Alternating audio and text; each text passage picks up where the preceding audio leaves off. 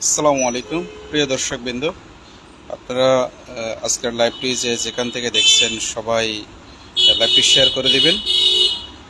আশা করি আজকে লাইভের মধ্যে কিছু সিম কোম্পানি নিয়ে বাংলাদেশে যেসব সিম কোম্পানি ব্যবসা বাণিজ্য করতেছে, আমরা যে সিমগুলো ব্যবহার করি দীর্ঘ বছর ধরে, যে সিম দিয়ে আমরা একে অন্যদের সাথে মোবাইল ফোনে কথা বলতেছি, এই সিমগুলোর যে একটু ভয়াবহ দুর্নীতি এবং যে সুদের ব্যবসার সাথে এরা এখন জড়িত, সেই ব্যাপারগুলো নিয়ে আসলে কিছু বলার চেষ্টা করব। যেমন আমি নিজেই ভুক্তভোগী। আজ থেকে প্রায় 7 বছর আগে আমি একটি বাংলালিংক সিম ব্যবহার করি।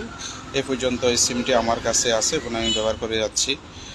সম্প্রতি আমি লক্ষ্য করলাম এমার্জেন্সি ব্যালেন্স নামে কিছু সুযোগ সুবিধা সিম কোম্পানিগুলো তাদের অ্যাপসে দিয়েছে এবং অনেকেই যারা বাটন ফোন ব্যবহার করে তারাও জানে এই বিষয়টা। তারা এমার্জেন্সি ব্যালেন্স নিয়ে কথা বলে মাঝে মাঝে, যখন বেশি প্রয়োজন হয় বা ইজি রোডের দোকানগুলো কাছাকাছি থাকে না, নগদ বিকাশের যখন ব্যালেন্স থাকে না, তখন হঠাৎ এমার্জেন্সি ব্যালেন্সের প্রয়োজন হয়।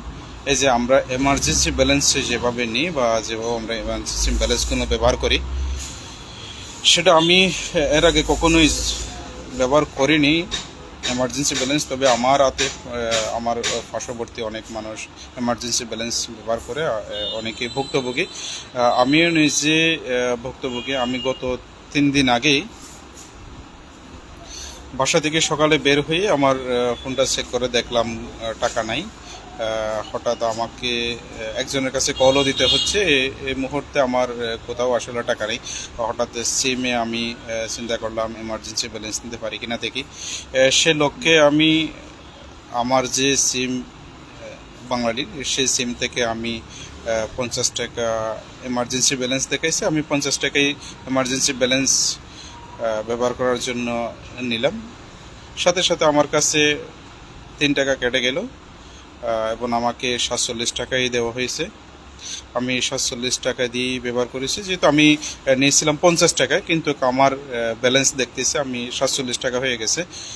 এই যে 47 টাকা, এগুলো তো আমি কয়েক মিনিট কথা বলার সাথে সাথে আবার এই 47 টাকাগুলো কেটে গেছে। পরবর্তী যখন আমি আবার আমার ফোনে টাকা ঢোকাইতে গেলাম, ফোনে টাকা ঢোকাইতে গিয়ে দেখলাম আমার কাছ থেকে ঠিকই 50 টাকাই কেটে নিলাম। তাহলে এখান থেকে এটাই প্রমাণিত যে প্রতি 50 টাকায় 3 টাকা করে এটা সুদ কাটতেছে। এটা বাংলালিনের সিমের ব্যাপারেই কথা বলছি আমি। বাংলালিন সিম, যেহেতু আমার সাথে বাংলালিনের সিমের ঘটনাটা হয়েছে, এরকম অনেকেই আমাকে এসে বলে, অনেকেই বলে যে ভাই সিমে প্রচুর টাকা কাটতেছে। এমার্জেন্সি ব্যালেন্স নিয়েছিলাম 10 টাকা, 15 টাকা, 20 টাকা, এখন তো আমার অনেক টাকা দিতে হচ্ছে। এরকম তো প্রতিনিয়তই সিম কোম্পানিগুলো টাকা কেটে যাচ্ছে। সরকারি ব্যাট ছাড়াও অনেক প্রকারের এরা টাকা কেটে নিয়ে যাচ্ছে। আমি জানি অবশ্যই আপনাদের এরকম সমস্যা হয়েছে।